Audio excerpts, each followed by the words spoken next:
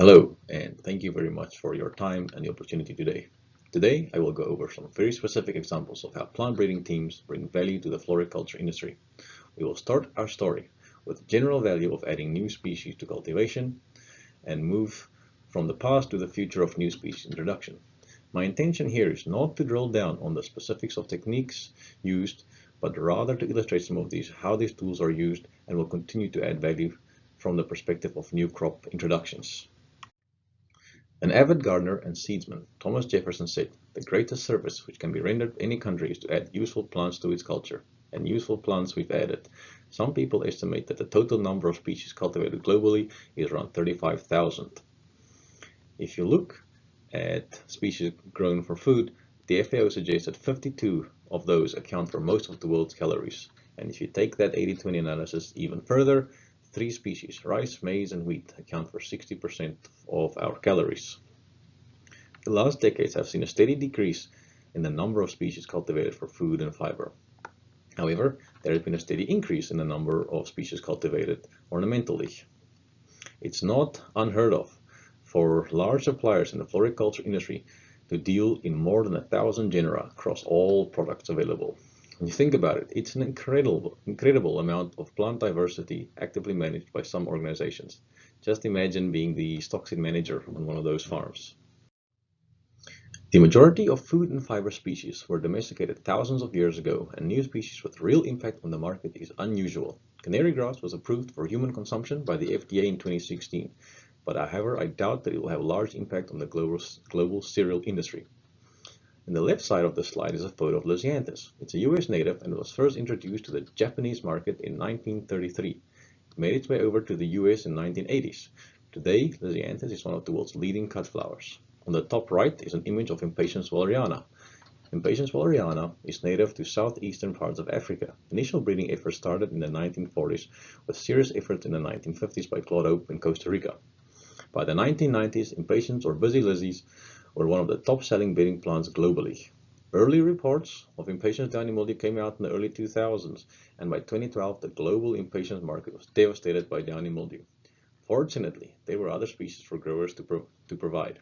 We will come back to Impatiens a little later. Lastly, we can look at the example of Calibrachoa.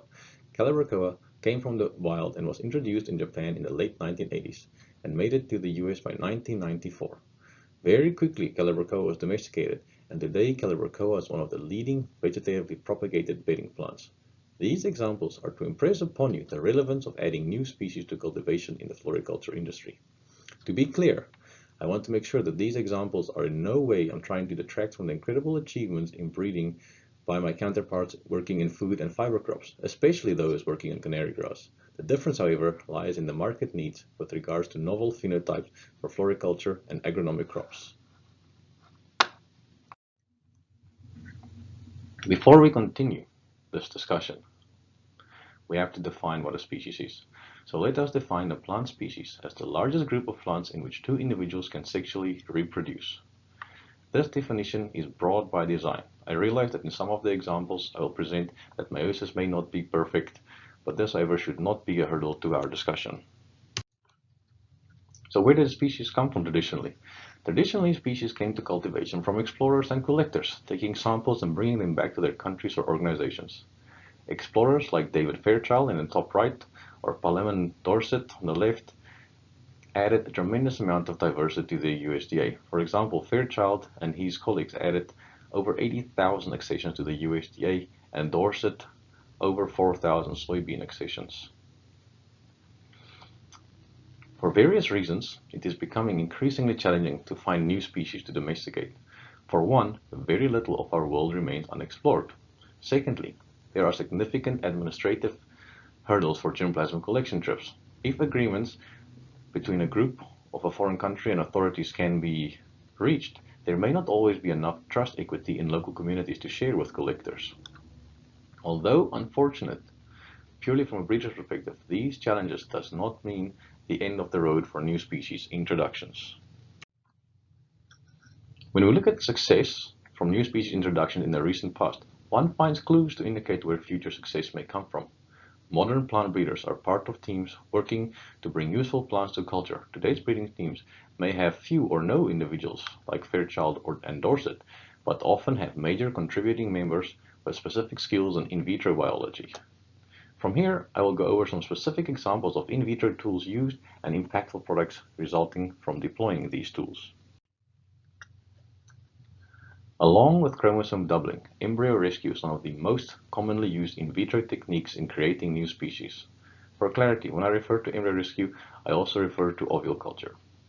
Ornamental plant breeders attempt wide interspecific and intergeneric crosses regularly. Without access to efficient embryo rescue protocols, an even lower number of these wide crosses will be successful.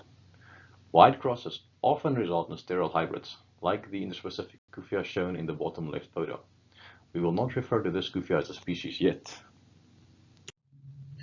In staying with the example from the interspecific Kufia from the previous page, a breeder may want to have the interspecific Kufia doubled, the chromosome number doubled, and hopefully restore fertility. So chromosome doubling using spindle poisons like colchicine and orzolan are commonplace activities and critical to the goal of bringing new species to the market.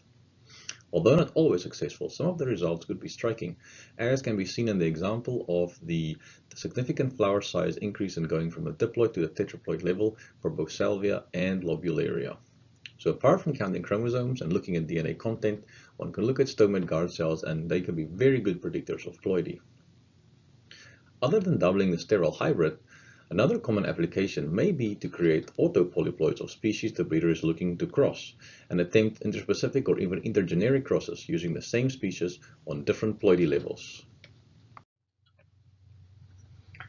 Access to the right germplasm at the key moment is critical. In any breeding operation, working with various species, often with varying degree of fertility or short seed shelf life, breeders also make use of tissue culture for germplasm preservation.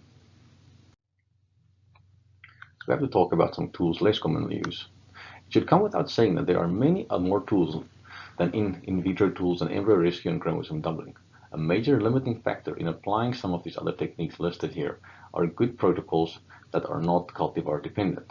A quick search through literature will allow you to find floriculture products, sometimes new species created using some or all of the techniques on the left.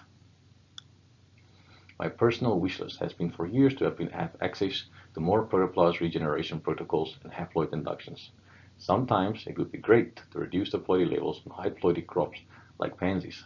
Personally, I would love the opportunity to develop a diploid pansy similar to efforts in developing diploid potatoes. The field of in vitro research has been around for a while, but have gone out of favor in the last 3 decades. Fortunately for technologies like gene editing, often requiring protoplast regeneration protocols, there may be more students trained in these techniques in the next coming years. As we're moving towards the back end of the talk, we're switching gears now to give specific examples of how new species created had significant impact on the market. Xenia Elegance has fantastically beautiful colors, but suffers from severe powdery mildew in some regions. Xenia angustifolia does not suffer from those, but do have very limited color range. Breeders from the University of Maryland made the inspecific hybrids and created a fertile allo tetraploid. The name Xenia marylandica was established and published in 1991. Xenia marylandica combines very well both the heat tolerance and powdery mildew resistance with the striking color range. Not all Xenia elegance colors are available yet in the marylandica, but the new species have been very successful, and I can assure you that several companies have breeding programs in this space. Petunias have been a popular bedding plant for well over 100 years. Earlier I introduced you to Calibrachoa. Calibrachoa is a relative and in the same family, and has a fantastic color range and several other positive aspects. Breeders have been able to successfully make intergeneric hybrids between the two, combining several of the benefits from both species into a single product. It is also possible, and it happens, that the least desired traits of a species can be combined. The intergeneric hybrids shown here are sterile, and thus, according to our definition, not a species yet. With the broad color range already in the market, it is not a large stretch of the imagination that this intergeneric hybrid could one day be turned into a designer new species. Just look at all the colors that I pulled from online catalog. So we briefly mentioned Impatiens walleriana earlier. Impatiens is a large genus with hundreds of species. On the left, I'm showing part of breeding history from a patent for an interspecific sun-tolerant impatient.